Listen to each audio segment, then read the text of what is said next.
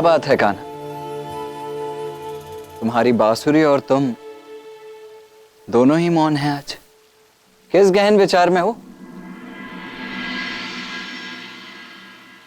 जब बाजी प्रेम के बिछी हो दाव, तो हर चाल, हर कदम सोच विचार करके रखना पड़ता है। तो मेरे प्रिय अनुज का अगला कदम क्या है? प्रारंभ एक नई यात्रा का, एक नए परिवर्तन का।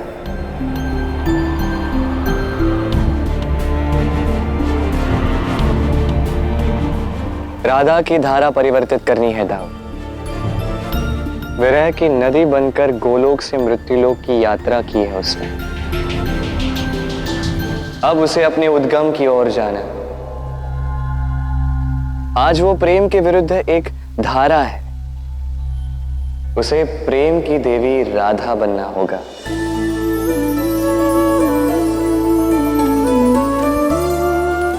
किंतु ये होगा कैसे कान्हा? मनुष्य के रूप में जन्मी है ना दाव, तो उस शरीर की सीमाओं से बंधी हुई है। भय, क्रोध, ईर्ष्या, काम, मोह, इन सब अशुद्धियों से बाधित है वो दाव।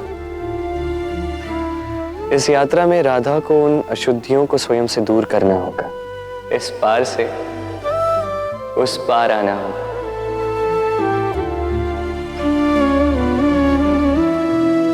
और राधा की ये परिवर्तन यात्रा आरंभ होने वाली है। और इस यात्रा की नैया भी मैं ही हूं, खिवैया भी मैं ही उसका साधन हूं और मैं ही उसका साध्य भी। फिर ये भी बता ही दो कान्हा कि राधा की ये महायात्रा आरंभ कहां से होगी? उस भाव से जो हर नई यात्रा से पूर्व हमें घेर लेता है। भय, ये भय ही तो है दाऊ जो मनुष्य को जीते जी मार देता है। हमें हमारी पहचान में सबसे बड़ी बाधा है ये भय। और राधा को अपनी इस महायात्रा का आरंभ भय के अंत से करना होगा। तो भय से अभय की ओर जब जाएगी राधा, तभी दूर होगी कृष्ण के मार्ग की पहली बाधा।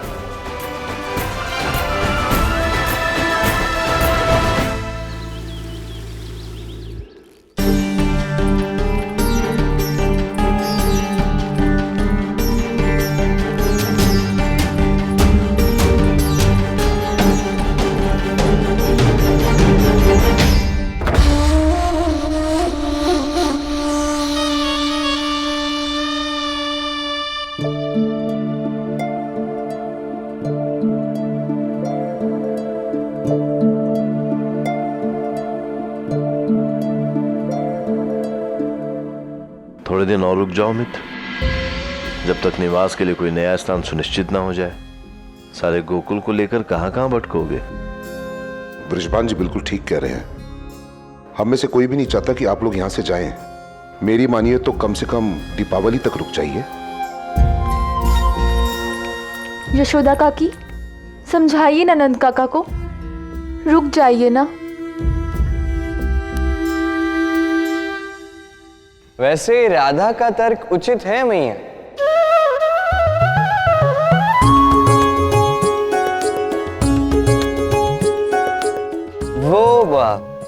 मुझे भी ऐसा ही लगा है ना कि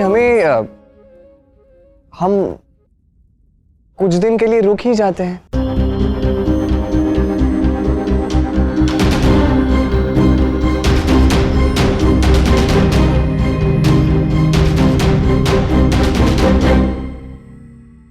जब तक मार्ग पर चलेंगे नहीं, लक्ष्य तक कैसे पहुंचेंगे? जैसे हम गोकुल से निकलकर यहाँ बरसाने आए, यहाँ से निकलेंगे तो भगवान कहीं ना कहीं आश्रय अवश्य देंगे। कब समझेंगे आप लोग बाबा? भगवान को भी तो अपने लिए कुछ करने का थोड़ा अवकाश चाहिए।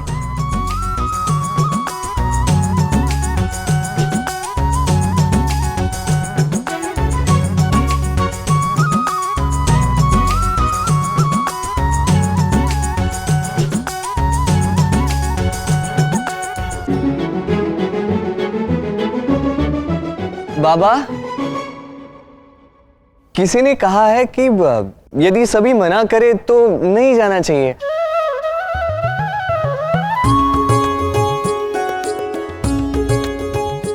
अब यदि सब इतना हट कर रहे हैं तो रुक जाते हैं ना, एक दिन के लिए ही सही।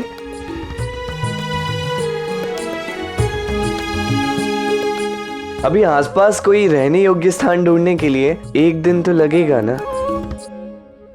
हर बात में उपहास। क्या ये ठीक बात है कृष्ण? माटी का घरौंदा नहीं बनाना है, पूरे गोकुल के लिए आश्रय ढूंढना है। अब फिर एक दिन में कैसे ढूंढोगे तुम उपयुक्त स्थान?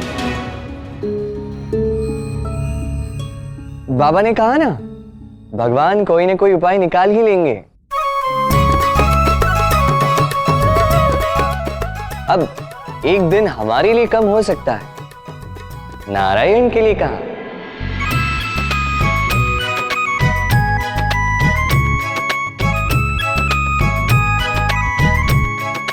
क्यों राधा?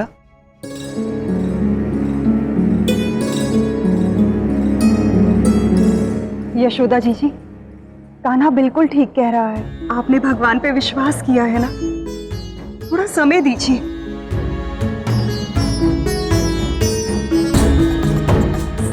एक दिन के लिए ही सही, आप लोग रुक जाइए ना।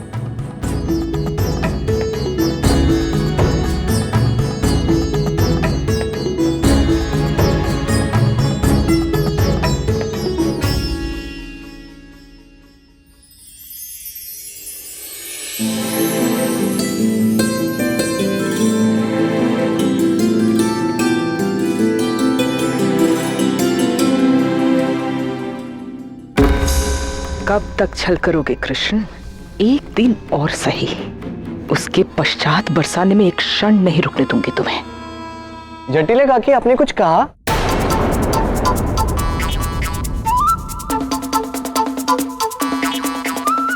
नहीं, मैंने अभी तक कुछ कहा नहीं।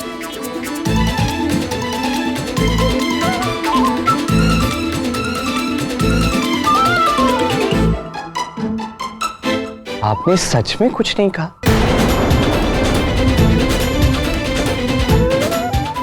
नहीं।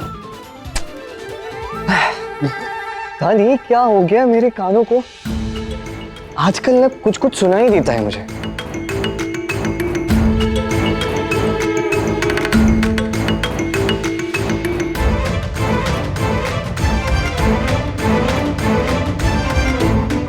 माँ, मैं मंदिर जा रही हूँ।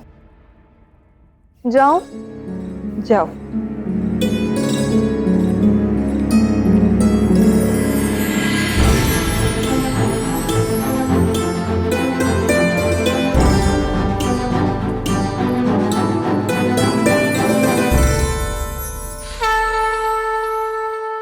भगवान, सुना है आप निर्दोष को दंड नहीं देते। जो हुआ उसमें नंद काका, यशोदा काकी और गोकुल वासियों का कोई दोष नहीं है, फिर क्यों उन्हें कष्ट मिल रहा है? मेरी केवल आपसे इतनी प्रार्थना है कि नंद काका, यशोदा काकी, रोहिणी काकी, दाऊ और समस्त गोकुल वासियों की रक्षा करना। न जाने वो कृष्ण यहाँ अब एक दिन रुककर क्या खेल खेलना चाहता है। जब से यहाँ आया है सबके जीवन में हलचल मचा दिया उसने। मैं चाहती हूँ यहाँ से चला जाए, किंतु उसके कारण गोकुल वासियों पर कष्ट मत होने देना।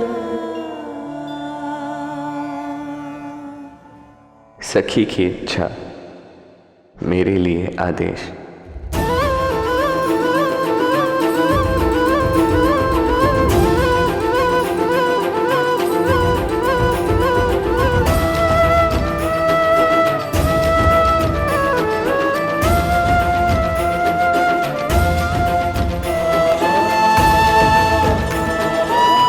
किंतु केवल प्रार्थना से काम नहीं चलेगा। मेरी सखी को स्वयं मेरा साथ देना होगा। गोलोक से गोकुल और गोकुल से यहाँ आने का कारण तुम बनी हो, तो अब बरसाना से कहाँ जाऊं, इसका निमित्त भी तुम्हें ही बनना होगा।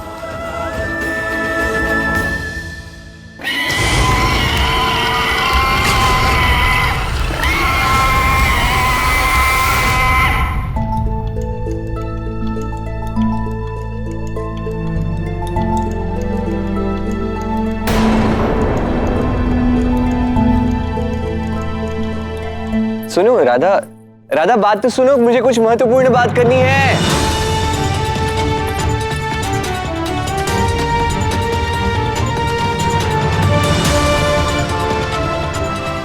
तुम्हारा मौन सहने से श्रेष्ठ है मैं तुम्हारा क्रोध ही सहना। तुम्हारी मीठी वाणी तो सुनाई देती है उसमें।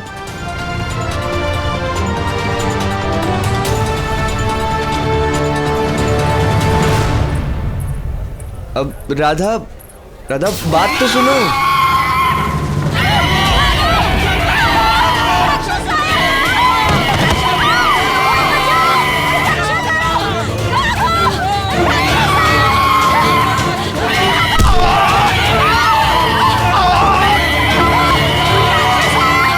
मैं प्रयास कर रहा हूं कि स्वयं अपने मामा का अंत ना करूं,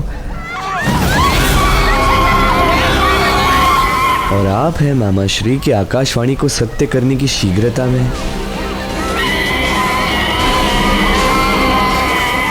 अपने पाप का घड़ा भरकर क्यों मुझे उसे तोड़ने पर विवश कर रहे हो मामा श्री?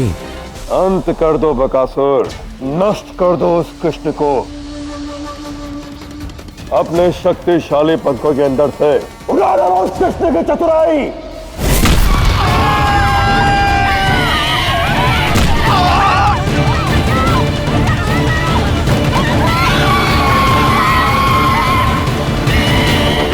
अपनी काल ध्वनि से बधी कर दो उस कृष्ण को, ताकि मृत्यु की पश्चात भी उसे सुनाई न दे।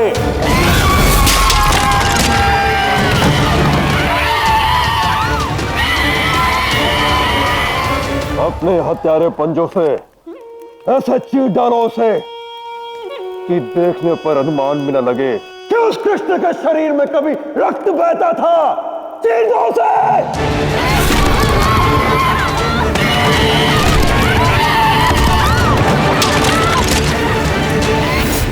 अपनी पूरी शक्ति लगा दो बकासुर, और बन जाओ मेरे काल का काल। वैसे आपने इसे भेजकर उचित ही किया है मामा श्री।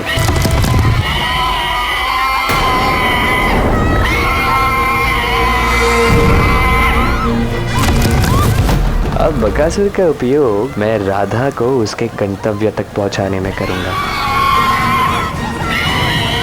राधा कृष्ण के बीच की पहली बाधा पार करने में।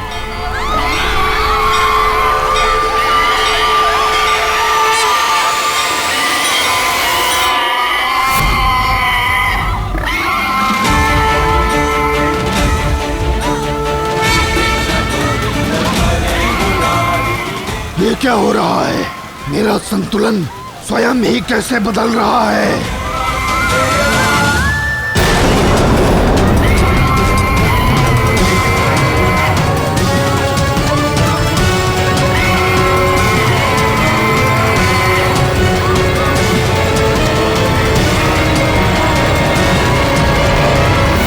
मुखिया जी, रक्षा कीजिए मुखिया जी। क्या हुआ? बरसाना पर एक असुर ने आक्रमण कर दिया। असुर?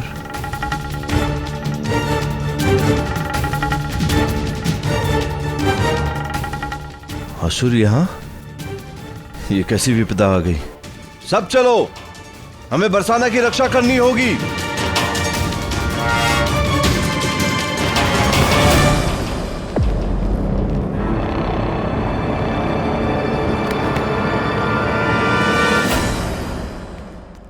दैया, मेरा कान्हा भी तो भवन के बाहर गया है। और राधा, राधा भी तो मंदिर गई थी। हे भगवान, चलिए।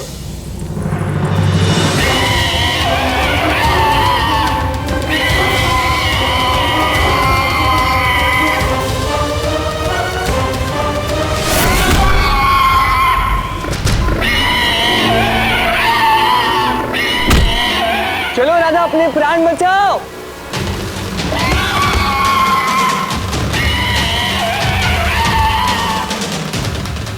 राधा की पहली बाधा दूर करने निकला, यहाँ तो इतनी सारी बाधाएं आ गई।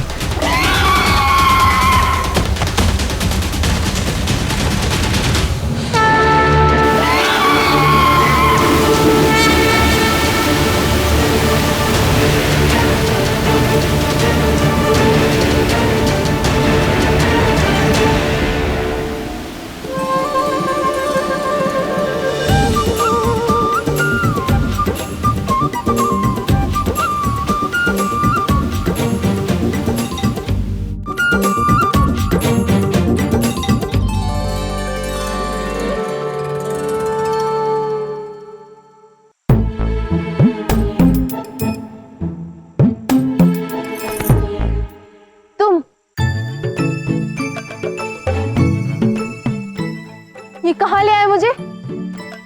और मेरा हाथ कैसे पकड़ा तुमने?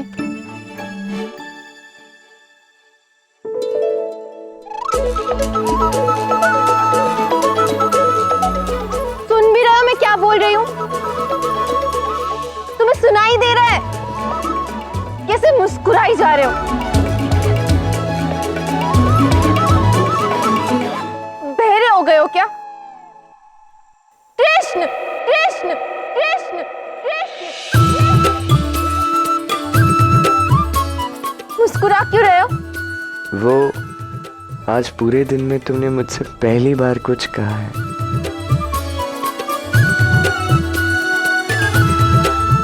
किंतु मैं तो केवल तुम्हारी सहायता। इतनी बार कहा है मेरी सहायता मत किया करो। तुम नहीं होते तो सब शुभ होता। तुम हो इसलिए मैं इस गरीब वन में फंसी हूं।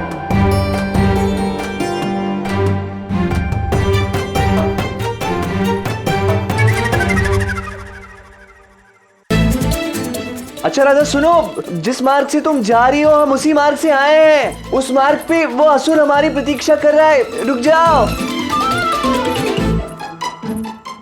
हमारी नहीं तुम्हारी प्रतीक्षा कर रहा है। अब कोमल कन्याओं का भक्षण असुरों को बहुत भाता है। रुक जा।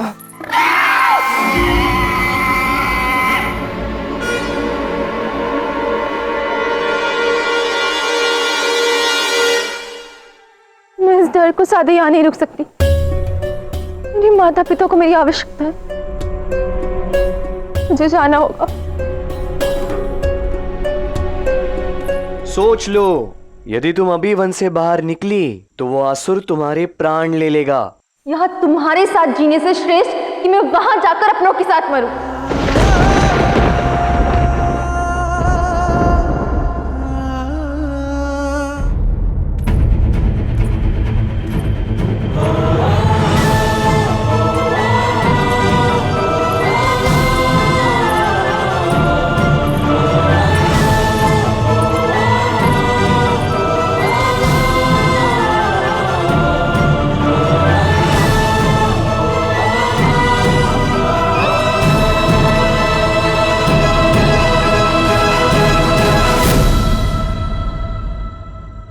राधा इससे पहले चोट खा जाओ, रुक जाओ। आह!